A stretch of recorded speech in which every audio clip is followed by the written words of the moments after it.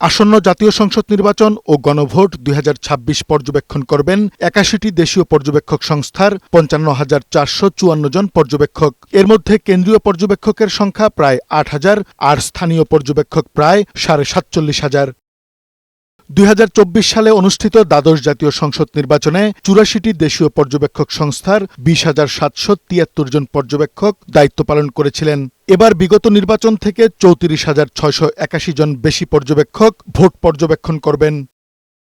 দেশীয় ৮১টি নিবন্ধিত পর্যবেক্ষক সংস্থার মধ্যে ২টি পর্যবেক্ষক সংস্থা ১০টির কম পর্যবেক্ষক দিয়েছে। People's Association for Social Advancement পাশার সর্বোচ্চ পর্যবেক্ষক থাকবে, তাদের সংখ্যা ১০,৫৫৯ জন। Community Assistance for Rural Development কার্ডের ৩,৮৬১ জন, বিয়ানমণি সোসাইটির ২,৬৯৭ জন এবং সঙ্গতি সমাজ কল্যাণ সংস্থার ২,৬০৪ জন। এছাড়া আরও ১৩টি সংস্থা ১,০০০-এর বেশি পর্যবেক্ষক মোতায়েন করবে।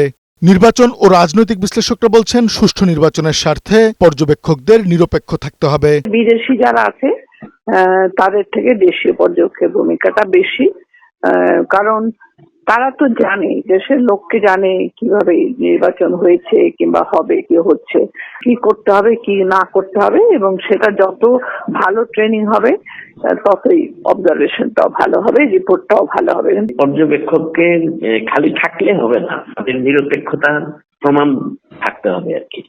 তাদের রেকর্ড দেখতে হবে যে তারা প্রিভিয়াস ইলেকশন অবজারভেশনে তাদের কি রোল ছিল, তাদের রোল নিয়ে কোনো প্রশ্ন উঠেছিল কিনা। কাজী ফরিদ, বৈশাখী সংবাদ, ঢাকা।